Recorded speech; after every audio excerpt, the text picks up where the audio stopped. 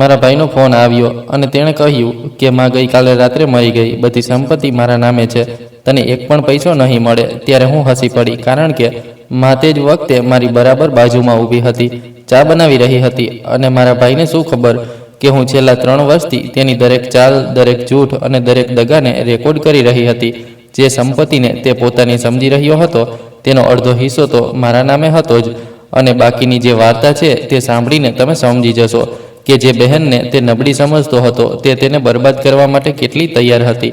મારું નામ રાજેશ્વરી અગ્રવાલ છે। હું 49 વર્ષની છું અને જયપુરના સિવિલ લાઇન્સ વિસ્તારમાં રહું છું। લોકો મને એક સાધારણ, શાંત, તલાકશુદા સ્ત્રી સમજે છે જે પોતાની વૃદ્ધ માં સાથે રહે છે, પણ હકીકત ખૂબ અલગ છે। હું છેલ્લા 20 વર્ષથી મારું બુટીક ચલાવું છું, લેડીઝ ટેલરિંગ અને રેડીમેડ કપડાનું કામ।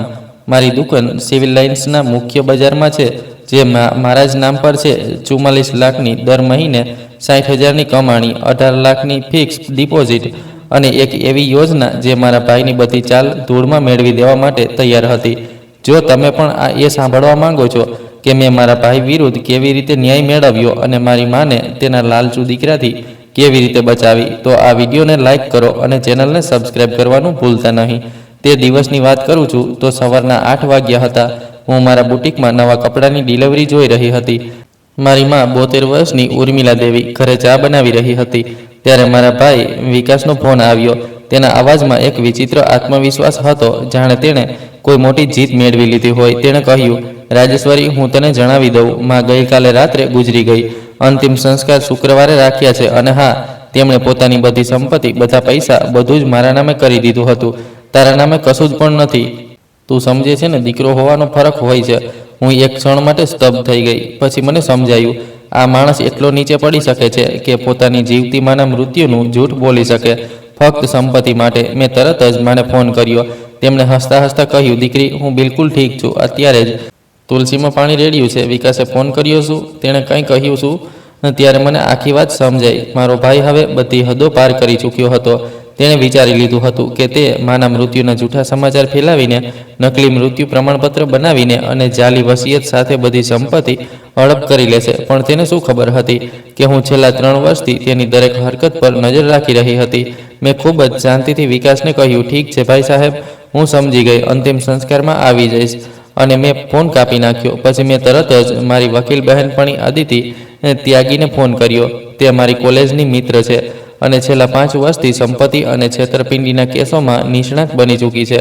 મેં તેમને બધી વાત કરી। અદિતિએ કહ્યું, રાજુ, આ તો ફોજદારી ગુનો છે। નકલી મૃત્યુ પ્રમાણપત્ર બનાવવું, જાલી વસિયત, આ બધું ભારતીય દંડ સંહિતાની બનાવટ અને છેતરપિંડી સાથે સંકળાયેલી ઘણી ગંભીર કલમો હેઠળ આવે છે।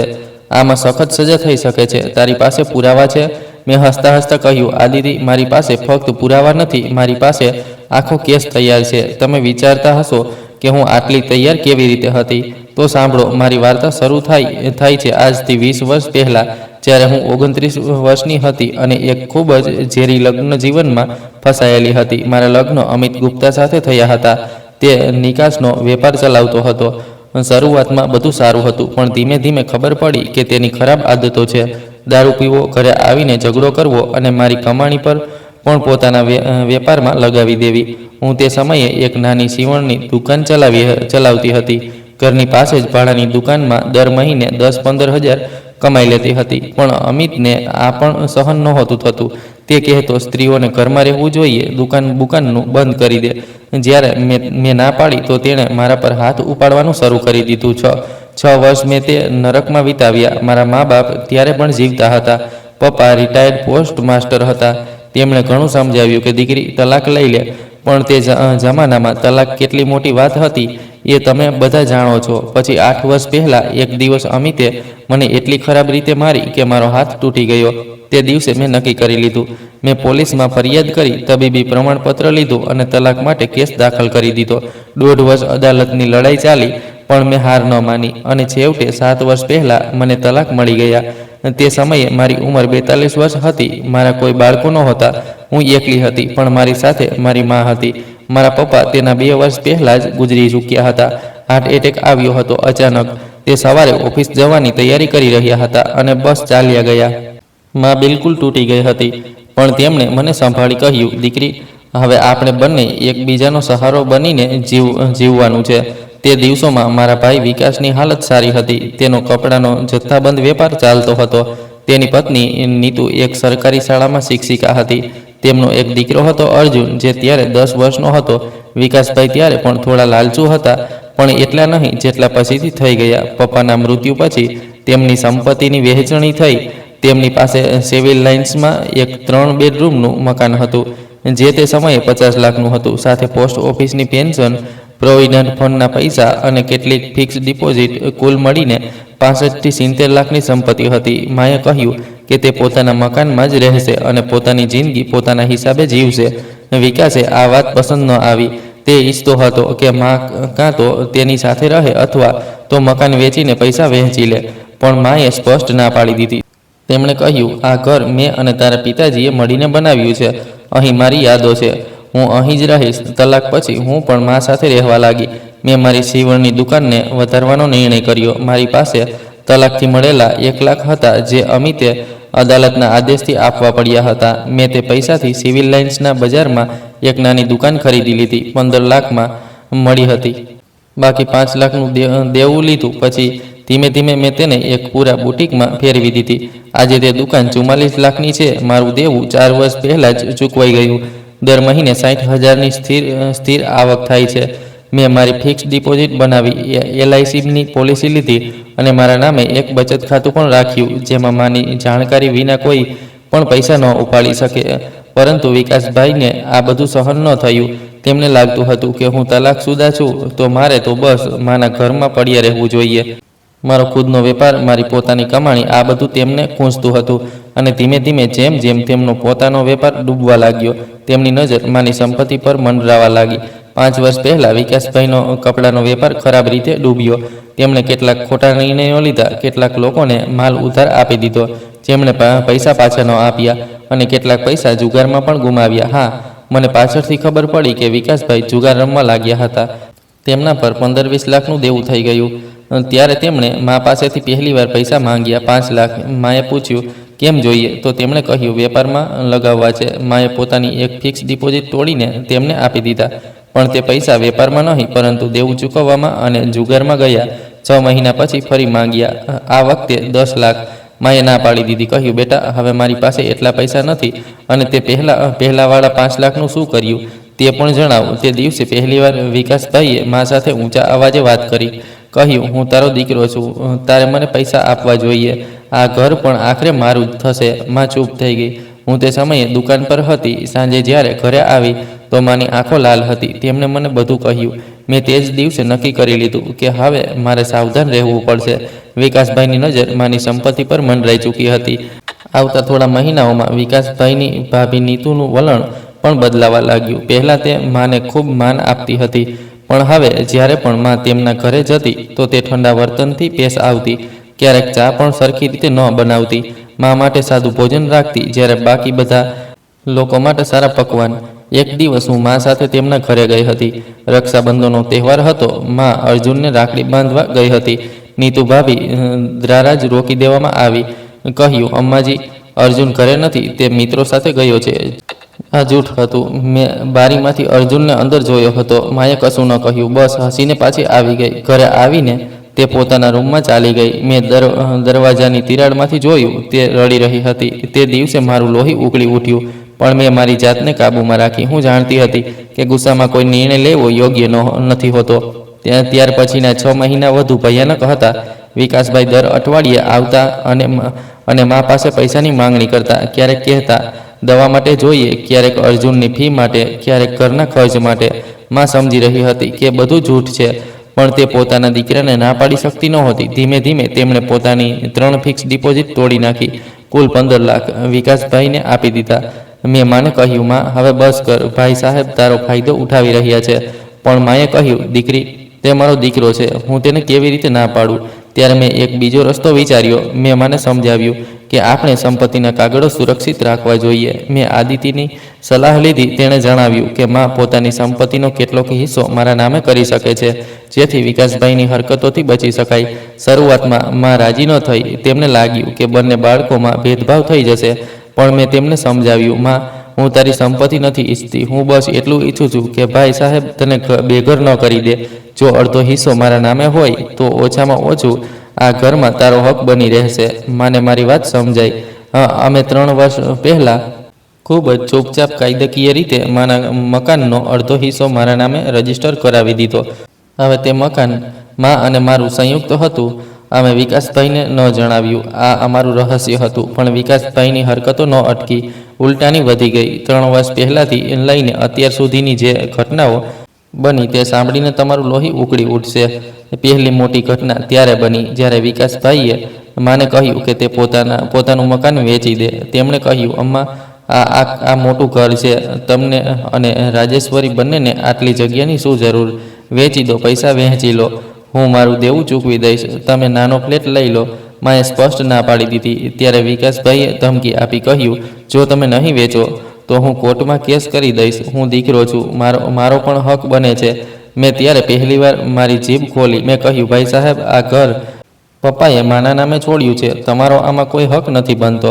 જ્યાં સુધી માં જીવતી છે અને માં વેચવા નથી માંગતી તો તમે કોઈ કેસ નહીં જીતી શકો. વિકાસભાઈને ગુસ્સો આવી ગયો. તેમણે મને કહ્યું, તું વચ્ચે ન બોલ. તલાકશુદા સ્ત્રી માના ઘરમાં પડી રહી છે. તારી કોઈ હેસિયત નથી. તે દિવસે મેં ચૂપ રહેવું જ યોગ્ય માન્યું. પણ મેં મારા મોબાઈલમાં આ બધી વાતચીત રેકોર્ડ કરી લીધી હતી. હા, મેં તે જ દિવસથી વિકાસભાઈની દરેક મુલાકાતને રેકોર્ડ કરવાનું શરૂ કરી દીધું હતું. મારા ફોનમાં એક ગુપ્ત રેકોર્ડિંગ એપ હતી. જ્યારે પણ તે આવતા હું ફોનને એવી જગ્યાએ મૂકી દેતી જ્યાંથી તેમની પૂરી વાતચીત રેકોર્ડ થઈ જાય. બીજી મોટી ઘટના 6 મહિના પછી બની. વિકાસભાઈ પોતાની પત્ની નીતુ સાથે આવ્યા. આ વખતે તેમણે માને કેટલાક કાગળો બતાવ્યા અને કહ્યું, અમ્મા, આ બેંકના ફોર્મ છે. મારે તમારા ખાતામાંથી થોડા પૈસા ઉપાડવા છે. બસ અહીં સહી કરી દો.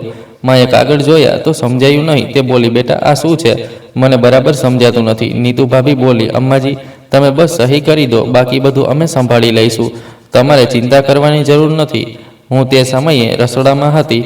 મેં સાંભળ્યું અને તરત બહાર આવી. મેં કાગળ જોયા. તે બેંકમાં નોમિની બદલવાના ફોર્મ હતા. વિકાસભાઈ પોતે માના બધા ખાતાના નોમિની બનવા માંગતા હતા. મેં માને કહ્યું, માં, આના પર સહી ન કરતી. આ નોમિનીના કાગળ છે. વિકાસભાઈ બરાડ્યા, તું ફરી વચ્ચે આવી ગઈ. તારે શું લેવા દેવા? હું અમ્માનો દીકરો છું. નોમિની હું જ બનીશ. મેં શાંતિથી કહ્યું, ભાઈ સાહેબ, નોમિનીની કોઈ ઉતાવળ નથી. માં અત્યારે બિલકુલ સ્વસ્થ છે અને જો ક્યારેક જરૂર પડી તો માં જાતે નક્કી કરશે કે કોને નોમિની બનાવવા. નીતુ ભાભી બોલી, જુઓ રાજેશ્વરી, તમે અહીં બસ એટલે રહી રહ્યા છો કારણ કે અમ્માજીનું દિલ છે, પણ અસલી હકદાર તો વિકાસજી છે. મેં જવાબ આપ્યો, ભાભી, હું અહીં એટલે રહી છું કારણ કે આ મારા મા બાપનું ઘર છે અને હકની વાત કરો તો કાયદામાં દીકરો દીકરી બંને બરાબર છે. આના પર ઝઘડો વધી ગયો. વિકાસભાઈએ મને કહ્યું, અમ્મા, તમે આને સમજાવો, નહીં તો હું આ ઘરમાં નહીં આવું. માં રડવા લાગી. બોલી, બેટા, આવું ન કહે. હું તમારા બંનેને પ્રેમ કરું છું. પણ વિકાસભાઈ અને નીતુ ભાભી ગુસ્સામાં ચાલ્યા ગયા. તે દિવસ પછી 3 મહિના સુધી તે ઘરે ન આવ્યા, ન ફોન કર્યો, ન કોઈ ખબર લીધી. એમાં ખૂબ ચિંતિત રહેતી હતી. રોજ કહેતી, ખબર નહીં વિકાસ કેવો છે. અર્જુન ઠીક તો છે. હું માને સમજાવતી પણ દિલમાં જાણતી હતી કે વિકાસભાઈ હવે કંઈક બીજી મોટી ચાલ ચાલવાનું વિચારી રહ્યા છે અને હું સાચી હતી. 3 મહિના પછી અચાનક એક દિવસ વિકાસભાઈ આવ્યા. બિલકુલ નરમ વર્તન સાથે માના પગે લાગ્યા, માફી માંગી. કહ્યું, અમ્મા, મારાથી ભૂલ થઈ ગઈ. હું ગુસ્સામાં હતો. તમે મને માફ કરી દો. માં તો તરત ઓગળી ગઈ. બોલી, બેટા, માં તને કેવી રીતે નારાજ રાખી શકે? આવ, બેસ. તેમણે વિકાસભાઈ માટે ગરમા ગરમ પરોઠા બનાવ્યા. તેમનો મનપસંદ ગાજરનો હલવો બનાવ્યો. વિકાસભાઈએ મોટા પ્રેમથી ખાધો અને બોલ્યા, અમ્મા, તમારા હાથનું ખાવાનું સૌથી સારું લાગે છે. પણ મને શંકા હતી. હું જાણતી હતી કે વિકાસભાઈ આમ જ નરમ ન પડી શકે. કંઈક તો ગડબડ છે અને હું સાચી હતી. આવતા અઠવાડિયે વિકાસભાઈ ફરી આવ્યા. આ વખતે તેમણે માને કહ્યું, અમ્મા, હું વિચારી રહ્યો છું કે તમારા કાગળો એક જગ્યાએ સુરક્ષિત રાખી દઈએ. ઘરમાં રાખ્યા છે તો ચોરીનો ડર રહે છે. હું મારી બેંક લોકરમાં રાખી લઉં. માએ કહ્યું, ના બેટા, મારા કાગળો મારી પાસે જ ઠીક છે. હું તેમને મારી અલમારીમાં રાખું છું. વિકાસભાઈએ ફરી ભાર મૂક્યો પણ આ વખતે હું સતર્ક હતી. મેં કહ્યું, ભાઈ સાહેબ, જો મારા કાગળ સુરક્ષિત રાખવાના છે તો અમે અમારી બેંક લોકર લઈ લઈશું. તમારે પરેશાન થવાની જરૂર નથી. વિકાસભાઈની આંખોમાં ગુસ્સો ચમક્યો પણ તેમણે કંઈ કહ્યું નહીં. બસ ઉઠીને ચાલ્યા ગયા. તે રાત્રે મેં માના બધા જરૂરી કાગળો કાઢ્યા મકાનની રજિસ્ટ્રી, બેંકના કાગળ, ફિક્સ ડિપોઝિટની રસીદો, પેન્શનના કાગળ, બધું જ. મેં તેની ફોટોકોપી બનાવી અને અસલી કાગળ મારી બેંકની લોકરમાં રાખી દીધા. ઘરમાં ફક્ત ફોટોકોપી રાખી અને સારું જ કર્યું મેં, કારણ કે બે અઠવાડિયા પછી જ્યારે હું દુકાન પર હતી અને માં એકલી ઘરમાં હતી ત્યારે વિકાસભાઈ નીતુ ભાભી સાથે આવ્યા. તેમણે માને કહ્યું કે તેમને કોઈ કામથી માના રૂમમાં જવું છે. માએ કોઈ શંકા ન કરી. વિકાસભાઈ માના રૂમમાં ગયા અને તેમની અલમારી ફંફોડવા લાગ્યા. આ બધું મને કેવી રીતે ખબર પડી? કારણ કે મેં મહિનાભર પહેલાં જ માના રૂમમાં એક છુપાયેલો કેમેરો લગાવી દીધો હતો. હા, હું એટલી સતર્ક થઈ ચૂકી હતી. મારા પડોશમાં એક છોકરો રહેતો હતો જે ટેકનિકલ વસ્તુઓમાં માહિર હતો. મેં તેની પાસે એક નાનો કેમેરો મંગાવ્યો જે વાઈફાઈથી મારા ફોન સાથે જોડાયેલો હતો. જ્યારે પણ રૂમમાં કોઈ હલચલ થતી મને ફોન પર સૂચના મળી જતી. તે દિવસે જ્યારે મેં મારા ફોનમાં જોયું કે વિકાસભાઈ માની અલમારી ખોલી રહ્યા છે તો હું તરત દુકાનેથી નીકળીને ઘર તરફ ભાગી, પણ ત્યાં સુધીમાં તે જઈ ચૂક્યા હતા. માએ જણાવ્યું, બેટા, વિકાસ કંઈક કાગળ શોધી રહ્યા હતા. મેં પૂછ્યું તો બોલ્યા, બસ એમ જ જોઈ રહ્યા હતા. મેં કેમેરાનું રેકોર્ડિંગ જોયું. વિકાસભાઈએ મકાનની રજિસ્ટ્રીની ફોટોકોપી પોતાના ફોનમાં પાડી હતી, સાથે બેંક ખાતાની વિગતવાળા કાગળ પણ. હવે તેમના ઈરાદા સાફ થઈ ગયા હતા. તેમાંના કાગળોની જાણકારી ભેગી કરી રહ્યા હતા. પણ તેમને શું ખબર હતી કે જે કાગળ તેમને મળ્યા તે ફક્ત ફોટોકોપી હતા અને તે કાગળોમાં હવે તે જાણકારી નહોતી જે પહેલાં હતી, કારણ કે અડધું મકાન હવે મારા નામે હતું. પણ આ વાત વિકાસભાઈને ખબર નહોતી. આવતા થોડા મહિનાઓમાં વિકાસભાઈની હરકતો વધુ વધી ગઈ. હવે તેમણે સીધી રીતે માને પરેશાન કરવાનું શરૂ કરી દીધું. એક દિવસ તે પોતાના એક મિત્ર સાથે આવ્યા જે પોતાને પ્રોપર્ટી ડીલર ગણાવતો હતો. તેણે માને કહ્યું, અમ્માજી, તમારું આ મકાન ખૂબ સારા લોકેશનમાં છે. હું તમને સારી કિંમત અપાવી શકું છું, 1,20,00,000. તમે વિચારો. માએ સ્પષ્ટ કહી દીધું, મને મારું ઘર નથી વેચવું. પણ ડીલરે કહ્યું, અમ્માજી, તમારી ઉંમર થઈ ગઈ છે. આટલા મોટા ઘરને સંભાળવું મુશ્કેલ છે. નાનો ફ્લેટ લઈ લો, બાકી પૈસા બાળકોમાં વહેંચી દો. મેં ડીલરને સીધું કહ્યું. માએ ના પાડી દીધી છે. હવે તમે જાઓ. વિકાસભાઈ બોલ્યા, રાજેશ્વરી, તું દરેક વખતે વચ્ચે કેમ આવી જાય છે? અમ્મા પોતાનો નિર્ણય જાતે લઈ શકે છે. મેં કહ્યું, તો પછી તેમણે પોતાનો નિર્ણય લઈ લીધો છે. તેમને ઘર નથી વેચવું. ડીલર અને વિકાસભાઈ નારાજ થઈને ચાલ્યા ગયા. પણ તે સાંજે વિકાસભાઈએ માને ફોન કરીને ધમકી આપી. તેમણે કહ્યું, અમ્મા, જો તમે રાજેશ્વરીનું સાંભળતા રહેશો તો તમારે પસ્તાવવું પડશે. તે તલાકશુદા છે. તેના પોતાના બાળકો નથી. તે તમારી પ્રોપર્ટી પર નજર લગાવીને બેઠી છે. માં રડી પડી. તેમણે મને ફોનનું રેકોર્ડિંગ સંભળાવ્યું. મારું દિલ બેસી ગયું. હું મારા ભાઈને એટલી નફરત કરવા લાગી. તે દિવસે પણ મેં મારી જાતને કાબૂમાં રાખી. મેં માને કહ્યું, માં, તું પરેશાન ન થા. ભાઈ સાહેબ ફક્ત ડરાવી રહ્યા છે. અમે કંઈ નહીં થવા દઈએ. પણ અંદર ને અંદર હું જાણતી હતી કે વિકાસભાઈ હવે કંઈક મોટું કરવાનું વિચારી રહ્યા છે અને મારે પણ મારી તૈયારી પૂરી કરવી હતી. મેં આદિતિને બધો હાલ સંભળાવ્યો. તેણે કહ્યું, રાજુ, તારે હવે કાયદાકીય કાર્યવાહી માટે તૈયાર રહેવું જોઈએ. બધા પુરાવા ભેગા કર. રેકોર્ડિંગ, કેમેરાના ફૂટેજ, બેંકના ટ્રાન્ઝેક્શન, બધું જ. મેં એ જ કર્યું. મેં એક ફાઇલ બનાવી જેમાં છેલ્લા 2 વર્ષથી બધી ઘટનાઓનું વિવરણ હતું, તારીખો સાથે, રેકોર્ડિંગ સાથે, કેમેરાના ફૂટેજ સાથે. મેં માના બેંક સ્ટેટમેન્ટ પણ કઢાવ્યા જેમાં સ્પષ્ટ દેખાતું હતું કે વિકાસભાઈએ છેલ્લા 5 વર્ષમાં મા પાસેથી કુલ 25 લાખ લીધા હતા અને એક પણ પૈસો પાછો આપ્યો ન હતો.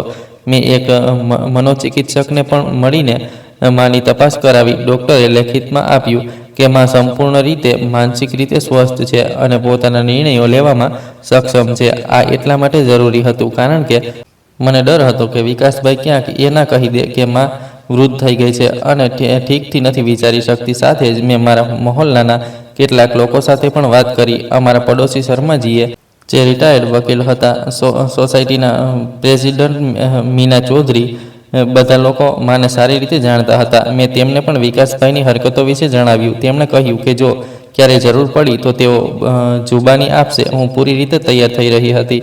મને ખબર હતી કે એક દિવસ વિકાસભાઈ કંઈક એવું કરશે જે તેમની બધી હરકતોનો અંત હશે અને તે દિવસ આવ્યો. 6 મહિના પહેલાં વિકાસભાઈએ અચાનક માને કહ્યું કે તેમની પત્ની નીતુ બીમાર છે, તેમને ઓપરેશન કરાવવાનું છે અને તેના માટે 15 લાખ જોઈએ. માં પરેશાન થઈ ગઈ. તેમણે પૂછ્યું, શું થયું છે નીતુને? વિકાસભાઈએ કહ્યું, કેન્સર છે, પેટનું કેન્સર. જલ્દી ઓપરેશન ન થયું તો? અને તે રડવા લાગ્યા. માનું દિલ પીગળી ગયું. બોલી, બેટા, નીતુનો જીવ બચાવવો છે તો પૈસાની ચિંતા ન કર. મારી પાસે થોડી બચત છે. વિકાસભાઈએ કહ્યું, અમ્મા, મને અત્યારે 10 લાખ જોઈએ. બાકી 5 લાખ આવતા મહિને આપી દેજો. માં રાજી થઈ ગઈ. તેમણે મને જણાવ્યું. મેં કહ્યું, માં, પહેલાં અમે નીતુ ભાભીને મળીને આવીએ, તેમની હાલત જોઈએ. પણ વિકાસભાઈએ ના પાડી દીધી. બોલ્યા, નીતુ હોસ્પિટલમાં દાખલ છે, તેને કોઈ મળી નથી શકતું, ડૉક્ટરે ના પાડી છે. મને શંકા થઈ. મેં ચૂપચાપ નીતુ ભાભીની સ્કૂલમાં ફોન કર્યો. ખબર પડી કે તે સ્કૂલમાં રોજ આવી રહી છે, બિલકુલ સ્વસ્થ છે, કોઈ બીમારી નથી. ત્યારે મને પૂરી વાત સમજાઈ. વિકાસભાઈએ એકદમ જૂઠું નાટક કર્યું હતું. મેં માને બધી સત્ય હકીકત જણાવી. પહેલાં તો માને વિશ્વાસ ન આવ્યો. પછી જ્યારે મેં તેમને સ્કૂલમાંથી મળેલી જાણકારી બતાવી તો તે સ્તબ્ધ રહી ગઈ. બોલી, મારો દીકરો મારી સાથે આટલું મોટું જૂઠ બોલી શકે? મેં કહ્યું, માં, હવે તો આંખો ખોલી લે. ભાઈ સાહેબ ફક્ત તારા પૈસાની પાછળ છે, તેમને તારી કોઈ પરવા નથી. માની આંખોમાં આંસુ આવી ગયા. પણ તે દિવસે કંઈક બદલાઈ ગયું. માએ કહ્યું, દીકરી, હવે તું જ જણાવ કે શું કરવું જોઈએ. મેં માને આખી યોજના જણાવી. મેં કહ્યું, માં, આપણે વિકાસભાઈને પાઠ ભણાવવો પડશે અને તે ત્યારે જ થશે જ્યારે આપણે તેમને રંગે હાથ પકડીએ. માએ પૂછ્યું, કેવી રીતે? મેં સમજાવ્યું, માં, વિકાસભાઈ અત્યાર સુધી નાની મોટી છેતરપિંડી કરી રહ્યા હતા, પણ હવે આપણે તેમને કંઈક એવું કરવાની તક આપવી પડશે જે સ્પષ્ટ રીતે ગુનો હોય, જેમાં પોલીસને દાખલ કરવી પડે. આવતા થોડા દિવસોમાં મેં અને આદિત્યએ મળીને એક યોજના બનાવી. અમે વિકાસભાઈને જાળમાં ફસાવીશું. તેમને લાગશે કે માં નબળી પડી રહી છે અને હવે તે સરળતાથી સંપત્તિ હડપ કરી શકે છે, અને જ્યારે તે કોઈ મોટી ભૂલ કરશે ત્યારે અમે તેમને પકડી લઈશું. મેં માને કહ્યું કે તે વિકાસભાઈને ફોન કરીને બોલાવે અને તેમને કહે કે તે હવે થાકી ગઈ છે, પોતાની સંપત્તિ વિશે નિર્ણય લેવા માંગે છે. માએ એમ જ કર્યું. તેમણે વિકાસભાઈને ફોન કર્યો. કહ્યું, બેટા, હું વૃદ્ધ થઈ રહી છું, મને લાગે છે કે મારી પ્રોપર્ટી વિશે કંઈક નિર્ણય કરી લેવો જોઈએ.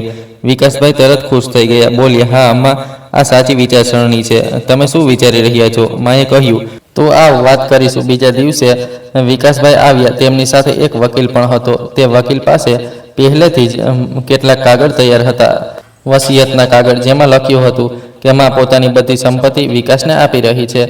માએ કાગળ જોયા અને બોલી, બેટા, પણ રાજેશ્વરીનું શું?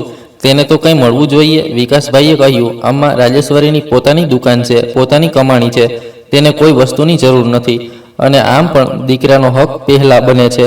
હું ચૂપચાપ સાંભળતી રહી હતી. મારો ફોન રેકોર્ડ કરી રહ્યો હતો.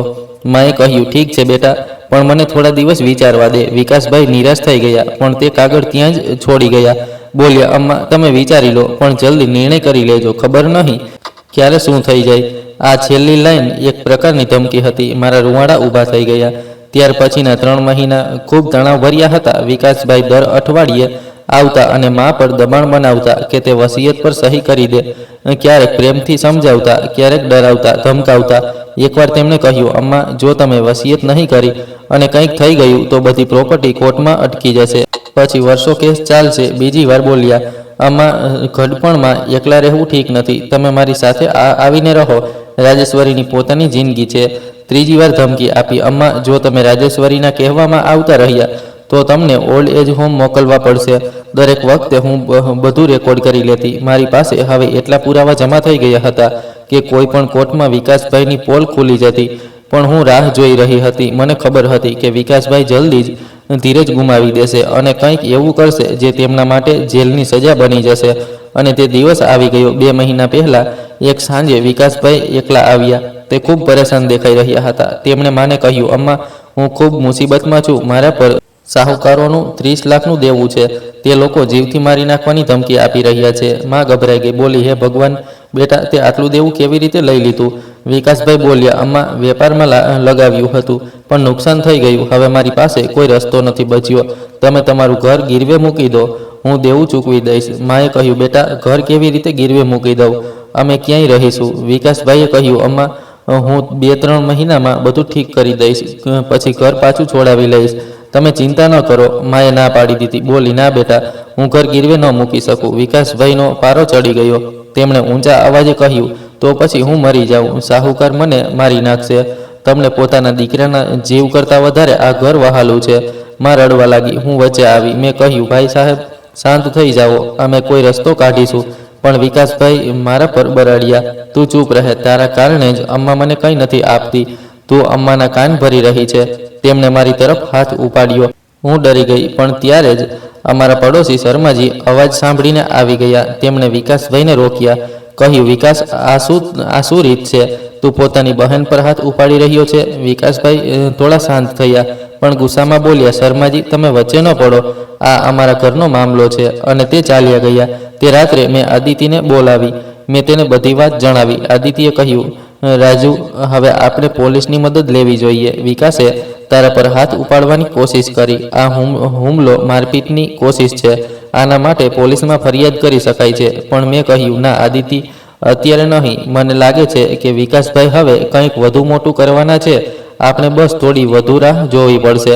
અને હું સાચી હતી, કારણ કે તેના આવતા જ અઠવાડિયે વિકાસભાઈએ તે કામ કર્યું જેની હું રાહ જોઈ રહી હતી. વિકાસભાઈ એક નકલી વસિયત બનાવી લાવ્યા. તેમણે કોઈક રીતે માના હસ્તાક્ષરની નકલ કરાવી હતી.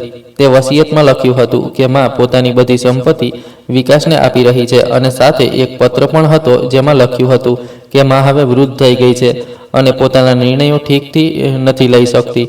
તેથી તે પોતાના દીકરાને પોતાની બધી સંપત્તિનું સંચાલન સોંપે છે. વિકાસભાઈ આ કાગળ લઈને એક વકીલ પાસે નોટરી કરાવી. પછી તે સીધા બેંક ગયા અને માના ખાતામાં પોતાનું નામ જોડાવવાની કોશિશ કરી. પણ બેંકવાળાઓએ કહ્યું કે આના માટે ખાતા ધારકે જાતે આવવું પડશે. ત્યારે વિકાસભાઈએ એક બીજી ચાલ રમી. તેમણે સબ રજિસ્ટ્રારના દફતરમાં જઈને મકાનની રજિસ્ટ્રી પોતાના નામે કરાવવાની કોશિશ કરી. તે નકલી વસિયત અને નકલી પાવર ઓફ એટર્ની લઈને ગયા. પણ તેમને ખબર નહોતી કે હું પહેલાથી જ સબ રજિસ્ટરના દફતરમાં એક નોટિસ આપી ચૂકી હતી. મેં લેખિતમાં આપ્યું હતું કે જો કોઈ પણ વ્યક્તિ મારી મા ઉર્મિલા દેવીની સંપત્તિ સાથે જોડાયેલું કોઈ પણ કામ કરવા આવે તો પહેલાં મને જાણ કરવામાં આવે. તેથી જ્યારે વિકાસભાઈ સબ રજિસ્ટરના દફતરે ગયા તો મને તરત ફોન આવી ગયો. હું અને આદિત્ય તરત ત્યાં પહોંચ્યા. અમે સબ રજિસ્ટરને જણાવ્યું કે આ વસિયત નકલી છે, હસ્તાક્ષર નકલી છે. સબ રજિસ્ટ્રારે કાગળ જોયા અને કહ્યું, આ તો ગંભીર મામલો છે, મારે પોલીસને જાણ કરવી પડશે. વિકાસભાઈ ગભરાઈ ગયા. તે ત્યાંથી ભાગવાની કોશિશ કરવા લાગ્યા. પણ આદિત્યએ પહેલા જ દફતરની બહાર 2 પોલીસવાળા બોલાવી રાખ્યા હતા. તેમણે વિકાસભાઈને રોકી લીધા. પોલીસે વિકાસભાઈની પૂછપરછ કરી. શરૂઆતમાં તો તે જૂઠ બોલતા રહ્યા, કહેતા રહ્યા કે વસિયત અસલી છે, માએ જાતે સહી કરી છે. પણ જ્યારે પોલીસે કહ્યું કે અમે ફોરેન્સિક તપાસ કરાવીશું તો તે ગભરાઈ ગયા. મેં તે સમયે પોલીસને બધા પુરાવા બતાવ્યા. છેલ્લા 3 વર્ષથી બધી રેકોર્ડિંગ, કેમેરાના ફૂટેજ, બેંક સ્ટેટમેન્ટ, બધું જ. મેં એ પણ જણાવ્યું કે મકાનનો અડધો હિસ્સો મારા નામે છે, જે વિકાસભાઈને ખબર નહોતી. પોલીસે વિકાસભાઈની ધરપકડ કરી લીધી. તેમના પર બનાવટ, છેતરપિંડી અને વૃદ્ધ માતા પિતા સાથે દુર્વ્યવહારના આરોપ લગાવ્યા. પણ વાર્તા અહીં પૂરી ન થઈ, કારણ કે વિકાસભાઈએ જેલમાં બેસીને પણ હાર ન માની. તેમણે પોતાની પત્ની નીતુને મોકલી કે તે માને સમજાવે અને કેસ પાછો લઈ લે. નીતુ ભાભી આવી. તે માના પગે પડીને રડવા લાગી. બોલી, અમ્માજી, વિકાસને માફ કરી દો. તેમણે ભૂલ કરી, પણ તે તમારા દીકરા છે, તેમને જેલમાં ન રહેવા દો. માનું દિલ પીગળવા લાગ્યું. હું સમજી ગઈ. મેં માને કહ્યું, માં, જો તે આ વખતે માફ કર્યો તો વિકાસભાઈ ફરી એ જ કરશે, તારી જિંદગી નરક બનાવી દેશે. પણ નીતુ ભાભી બોલી, રાજેશ્વરી, તને પોતાના ભાઈથી આટલી નફરત છે? તું તેમને જેલમાં સડતા જોવા માંગે છે? મેં જવાબ આપ્યો, ભાભી, મને મારા ભાઈથી નફરત નથી, પણ મને મારી માથી પ્રેમ જરૂર છે. અને હું નથી ઈચ્છતી કે કોઈ મારી માને પરેશાન કરે, ભલે તે મારો ભાઈ જ કેમ ન હોય. માએ અંતે નિર્ણય કર્યો કે તે કેસ પાછો નહીં લે. તેમણે નીતુ ભાભીને કહ્યું, દીકરી, હું વિકાસને પ્રેમ કરું છું, પણ જે તેણે કર્યું તે ખોટું હતું. તેને પોતાની ભૂલની સજા ભોગવવી પડશે, ત્યારે જ તે સુધરશે. નીતુ ભાભી ગુસ્સામાં ચાલી ગઈ અને તેના થોડા દિવસો પછી જ તેમણે વિકાસભાઈને તલાકની નોટિસ મોકલી દીધી. તેમણે વિચાર્યું કે જો તે વિકાસભાઈથી અલગ થઈ જશે તો તેમની નોકરી અને તેમની પ્રતિષ્ઠા બચી જશે. વિકાસભાઈ જેલમાં બિલકુલ તૂટી ગયા. તેમનો વેપાર તો પહેલા જ બંધ થઈ ચૂક્યો હતો. હવે તેમની પત્નીએ પણ સાથ છોડી દીધો. તેમનો દીકરો અર્જુન તેમને મળવા પણ નહોતો આવતો. અદાલતમાં કેસ ચાલ્યો. વિકાસભાઈના વકીલે ઘણી કોશિશ કરી કે તેમને બચાવી લે, પણ મારી પાસે એટલા મજબૂત પુરાવા હતા કે બચવાની કોઈ ગુંજારશ ન બચી. અદાલતે વિકાસભાઈને બનાવટ અને છેતરપિંડીના આરોપમાં 5 વર્ષની સજા સંભળાવી. સાથે જ 1 લાખનો દંડ પણ લગાવ્યો અને આદેશ આપ્યો કે તે મા પાસેથી લીધેલા 25 લાખ પાછા આપે. પણ વિકાસભાઈ પાસે પૈસા ક્યાં હતા? તેમનું બધું જ તો પહેલાં જ બરબાદ થઈ ચૂક્યું હતું. તેથી અદાલતે તેમની જે પણ સંપત્તિ બચી હતી તે જપ્ત કરી લીધી. આજે વિકાસભાઈ જેલમાં છે. તેમને હજુ 5 વર્ષની સજા કાપવાની છે. નીતુ ભાભીના તલાક થઈ ગયા છે અર્જુન હવે પોતાની મા સાથે રહે છે અને તેણે પોતાના પિતા સાથે બધા સંબંધો તોડી લીધા છે. અને હવે હું તમને જણાવું છું તે ફોન કોલ વિશે જેનાથી મેં મારી વાર્તા શરૂ કરી હતી. 3 અઠવાડિયા પહેલાં મને વિકાસભાઈનો ફોન આવ્યો જેલમાંથી. તેમણે કહ્યું, રાજેશ્વરી, હું તને જણાવી દઉં, માં ગઈકાલે રાત્રે ગુજરી ગઈ. અંતિમ સંસ્કાર શુક્રવારે રાખ્યા છે અને તેમણે પોતાની બધી સંપત્તિ મારા નામે કરી દીધી હતી. તારા નામે કશું પણ નથી. હું પહેલાં તો હેરાન રહી ગઈ. પછી મને સમજાયું, વિકાસભાઈએ જેલમાં બેસીને એક છેલ્લી ચાલ રમી હતી. તેમને લાગ્યું કે જો તે માના મૃત્યુના ખોટા સમાચાર ફેલાવી દે અને નકલી મૃત્યુ પ્રમાણપત્ર બનાવી લે તો કોઈ રીતે સંપત્તિ હડપ કરી લે શકે છે. મેં ફોન પર કશું ન કહ્યું, બસ હસી પડી, કારણ કે માં તે જ સમયે મારી બાજુમાં ઊભી હતી, ચા બનાવી રહી હતી. મેં તરત આદિત્ય અને પોલીસને ફોન કર્યો. મેં તેમને વિકાસભાઈની નવી ચાલ વિશે જણાવ્યું. પોલીસે તપાસ કરી તો ખબર પડી કે વિકાસભાઈએ જેલમાં કોઈક રીતે એક દલાલનો સંપર્ક કર્યો હતો. તે દલાલે નકલી મૃત્યુ પ્રમાણપત્ર બનાવ્યું હતું અને એક નકલી વસિયત પણ, જેમાં લખ્યું હતું કે માએ મરતા પહેલાં પોતાની બધી સંપત્તિ વિકાસને આપી દીધી હતી. મેં એક યોજના બનાવી. મેં વિકાસભાઈને પાછો ફોન ન કર્યો. તેમને લાગવા દીધું કે હું તેમની વાત માની ગઈ છું. શુક્રવારે જે દિવસે વિકાસભાઈએ અંતિમ સંસ્કાર રાખ્યા હતા, મેં એક બેઠક બોલાવી. મેં વિકાસભાઈના વકીલને બોલાવ્યો, તે દલાલને પણ જેણે નકલી કાગળ બનાવ્યા હતા, અને સાથે પોલીસ, આદિત્ય, અમારા પડોશી અને સોસાયટીના કેટલાક લોકોને પણ. બધા લોકો માના ઘરમાં ભેગા થયા. વિકાસભાઈના વકીલના હાથમાં નકલી વસિયત અને નકલી મૃત્યુ પ્રમાણપત્ર હતા. તે ખૂબ આત્મવિશ્વાસથી બોલ્યો, જુઓ, આ ઉર્મિલા દેવીનું મૃત્યુ પ્રમાણપત્ર છે અને આ તેમની વસિયત છે, જેમાં બધું જ વિકાસ અગ્રવાલના નામે છે. મેં શાંતિથી કહ્યું, ઠીક છે, પણ હું એક વાત પૂછવા માંગુ છું. જો માં મરી ચૂકી છે તો તે અહીં કેવી રીતે ઊભી છે? અને અત્યારે જ માં રસોડામાંથી બહાર આવી. પોતાના હાથોમાં ચાની ટ્રે લઈને વકીલનો ચહેરો જોવાલાયક હતો. તે ખરાબ રીતે ગભરાઈ ગયો. દલાલ ભાગવાની કોશિશ કરવા લાગ્યો, પણ પોલીસે બંનેને પકડી લીધા. પોલીસે તે બંનેની પૂછપરછ કરી. ડરના માર્યે દલાલે બધી વાત ઓકી કાઢી. તેણે જણાવ્યું કે વિકાસભાઈએ તેને જેલમાંથી પૈસાની લાલચ આપીને આ બધું કરાવવા કહ્યું હતું. પોલીસે વિકાસભાઈ પર નવા આરોપ લગાવ્યા. હવે તેમના પર નકલી મૃત્યુ પ્રમાણપત્ર બનાવવાનો પણ કેસ થઈ ગયો, જેનાથી તેમની સજામાં 2 વર્ષ વધુ જોડાઈ ગયા. હવે તેમને કુલ 7 વર્ષ જેલમાં રહેવું પડશે અને જે વકીલ અને દલાલ હતા તેમને પણ 3 વર્ષની સજા થઈ ગઈ, સાથે મોટો દંડ પણ. આજે માં બિલકુલ શાંતિથી જીવી રહી છે. અમારા ઘરમાં હવે કોઈનો ડર નથી. અમે બંને સાથે રહીએ છીએ. હું મારું બુટીક ચલાવું છું, માં ઘર સંભાળે છે. સાંજે અમે બંને બાલ્કનીમાં બેસીને ચા પીએ છીએ અને વાતો કરીએ છીએ. માનું પેન્શન અને બચત સુરક્ષિત છે. મકાન હવે સંપૂર્ણ રીતે અમારા સંયુક્ત નામે છે. કોઈ પણ અમારી પાસેથી આ છીનવી નથી શકતું. અમારા પડોશી અને સોસાયટીના લોકો અમારું ખૂબ સન્માન કરે છે. તે બધા જાણે છે કે અમે એક લાંબી લડાઈ લડી અને જીતી. ક્યારેક મને વિકાસભાઈની યાદ આવે છે. તે રડી પડે છે, કહે છે, દીકરી, તે મારો દીકરો હતો. મેં તેને પાળ્યો, પોસ્યો અને આજે તે જેલમાં છે. હું તેમને સમજાવું છું, માં, તે કશું ખોટું નથી કર્યું. વિકાસભાઈએ પોતે પોતાની જિંદગી બરબાદ કરી. તે તો બસ પોતાની ઇજ્જત અને પોતાના હકની સુરક્ષા કરી. માં કહે છે, હા દીકરી, તું સાચું કહે છે. જો તું ન હોત તો આજે હું રસ્તા પર હોત. હું હસું છું, કહું છું, માં, હું હંમેશા તારી સાથે છું અને હંમેશા રહીશ. હવે હું તમને જણાવું છું કે વિકાસભાઈની હાલત શું છે. જેલમાં વિકાસભાઈને ખૂબ કષ્ટ થઈ રહ્યા છે. તે હંમેશા અમીરી અને આરામમાં જીવતા હતા. જેલની સખત જિંદગી તેમનાથી સહન નથી થતી. તેમને રોજ સવારે 5 વાગ્યે ઉઠવું પડે છે, સાદું ભોજન ખાવું પડે છે, સખત મહેનત કરવી પડે છે. તેમની તબિયત પણ બગડી ગઈ છે. ડાયાબિટીસ થઈ ગઈ છે. પગમાં દુખાવો રહે છે, પણ જેલમાં ઈલાજ પણ ઠીકથી નથી મળતો.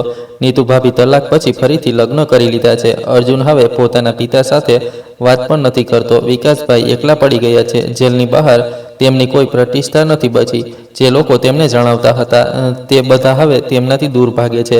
કોઈ પણ તેમની સાથે સંબંધ નથી રાખવા માંગતું. તેમની પાસે હવે પૈસા પણ નથી. જે થોડી ઘણી સંપત્તિ હતી તે અદાલતે માને પાછી આપવા માટે જપ્ત કરી લીધી. હવે જ્યારે તે જેલથી બહાર આવશે તો તેમની પાસે કશું જ નહીં હોય. મેં સાંભળ્યું છે કે વિકાસભાઈ જેલમાં ખૂબ પસ્તાય છે. તે રોજ રડે છે, કહે છે કે કાશ તેમણે આવું ન કર્યું હોત. કાશ તેમણે પોતાની મા અને બહેનને પરેશાન ન કર્યા હોત. કાશ તેમણે પૈસાના લાલચમાં પોતાનો પરિવાર ન ગુમાવ્યો હોત. પણ હવે ખૂબ મોડું થઈ ગયું છે. જે કર્યું તે કર્યું. હવે તેમને પોતાની ભૂલોની કિંમત ચૂકવવી પડશે. જેલની અંદર પણ તેમની કોઈ ઇજ્જત નથી બચી.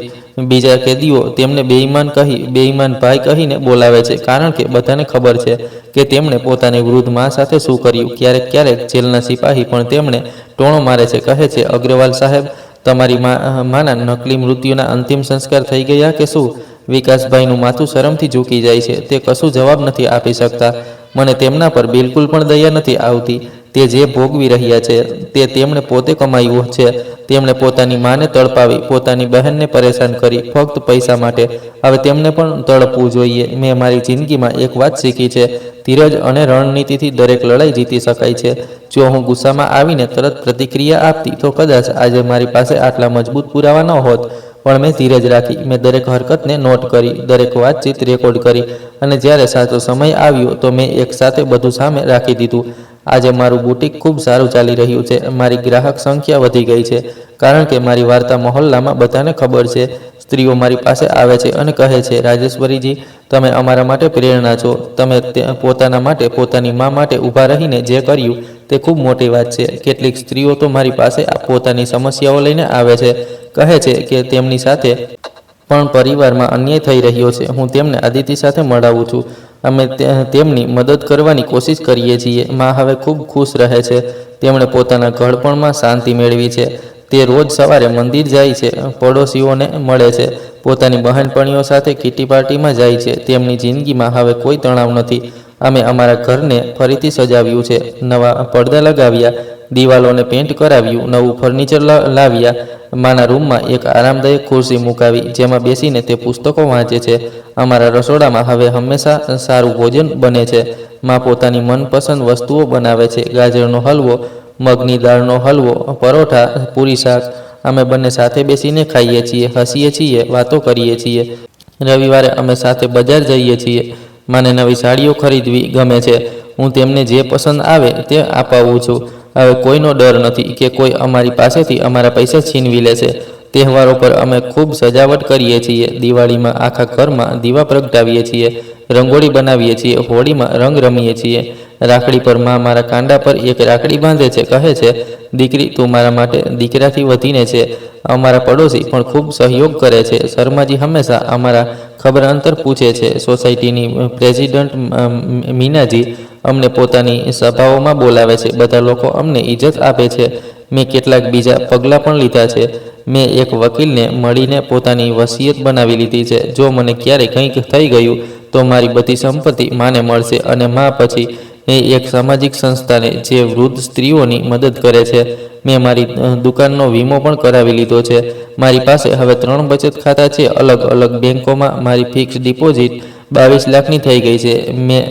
મેં શેર બજારમાં પણ થોડું રોકાણ કર્યું છે. હું મારા ભવિષ્ય માટે પૂરી રીતે સુરક્ષિત છું, અને માના ભવિષ્ય માટે પણ હવે અમને કોઈનો ડર નથી. ક્યારેક હું વિચારું છું, શું બધું અલગ થઈ શકતું હતું? શું વિકાસભાઈ સારા થઈ શકતા હતા? કદાચ હા, જો તેમણે લાલચ ન કરી હોત, જો તેમણે પોતાના પરિવારને પૈસા કરતાં વધારે મહત્ત્વ આપ્યું હોત, જો તેમણે પોતાની મા અને બહેનનું સન્માન કર્યું હોત. પણ તેમણે ન કર્યું, અને હવે તેમને પોતાની ભૂલોનું ફળ ભોગવવું પડી રહ્યું છે. હું ઈચ્છું છું કે મારી વાર્તા સાંભળીને અન્ય સ્ત્રીઓ હિંમત કરે. જો તમારી સાથે પણ પરિવારમાં અન્યાય થઈ રહ્યો છે તો ચૂપ ન રહો. પોતાના હક માટે લડો, પણ સમજદારીથી લડો.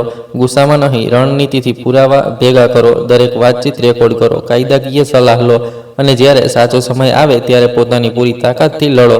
યાદ રાખો, ધીરજ અને તૈયારી દરેક લડાઈ જીતી શકે છે. તમારે તરત પ્રતિક્રિયા નથી આપવાની. તમારે સ્માર્ટ રીતે કામ કરવાનું છે, અને જ્યારે તમે પૂરી રીતે તૈયાર હોવ ત્યારે એકસાથે બધા પુરાવા સામે રાખી દેવાના છે. કાયદો તમારી સાથે છે. સમાજ પણ ધીમે ધીમે બદલાઈ રહ્યો છે. હવે સ્ત્રીઓના હકની વાત થાય છે. હવે દીકરીઓને પણ બરાબરનો હક મળે છે. તમારે બસ પોતાના હકની લડાઈ લડવાનું સાહસ કરવાનું છે. અને યાદ રાખો, તમે એકલા નથી. ઘણી સ્ત્રીઓ છે જે આ જ પ્રકારની મુસીબતોમાંથી પસાર થઈ રહી છે. અંદરો અંદર જોડાવો, એકબીજાને સપોર્ટ કરો. સાથે મળીને આપણે બધા મજબૂત થઈ શકીએ છીએ. હું આજે જ્યાં છું ત્યાં એકલી નથી પહોંચી. મારી માએ મારો સાથ આપ્યો, મારી મિત્ર આદિત્યએ મદદ કરી, મારા પડોશીઓએ સપોર્ટ કર્યો. તેથી પોતાની આસપાસના લોકો સાથે જોડાયેલા રહો. જે લોકો સાચે તમારા હિતેચ્છુ છે તે જરૂર તમારો સાથ આપશે. આજે હું મારી મા સાથે શાંતિથી જીવી રહી છું. અમારું ઘર અમારું છે, અમારા પૈસા અમારા છે, અમારી જિંદગી અમારી છે, કોઈનો કોઈ ડર નથી, કોઈનું કોઈ દબાણ નથી. અને મારા ભાઈ વિકાસ જે જેલમાં પોતાનું કર્મોનું ફળ ભોગવી રહ્યા છે, મને તેમના પર દયા નથી આવતી, કારણ કે જે વાવશો તેવું લણશો. આ પ્રકૃતિનો નિયમ છે. કર્મોના ફળ બધાને મળે છે. આજે રાત્રે જ્યારે હું સૂવા જઈશ તો મને ચેનની ઊંઘ આવશે, કારણ કે મેં જે પણ કર્યું સાચું કર્યું. મેં મારી માની રક્ષા કરી, મેં પોતાના હક માટે લડાઈ લડી અને હું જીતી. જો તમે પણ કોઈ મુશ્કેલીમાં પસાર થઈ રહ્યા છો તો યાદ રાખજો, ધીરજ, રણનીતિ અને સાચી તૈયારીથી દરેક લડાઈ જીતી શકાય છે. ક્યારે હાર ન માનો, પોતાના હક માટે લડો, કારણ કે તમે તેના હકદાર છો. તો દોસ્તો, જો તમને આ કહાની પસંદ આવી હોય તો પ્લીઝ કોમેન્ટ કરીને જરૂર જણાવો. વિડીયોને લાઇક કરો, હાઈપ આપો અને વધારેમાં વધારે શેર કરો. ચેનલ પર નવા છો તો ચેનલ સબસ્ક્રાઈબ કરો અને નોટિફિકેશન બેલ દબાવો, જેથી આગલી અપડેટ સૌથી પહેલાં તમને મળે.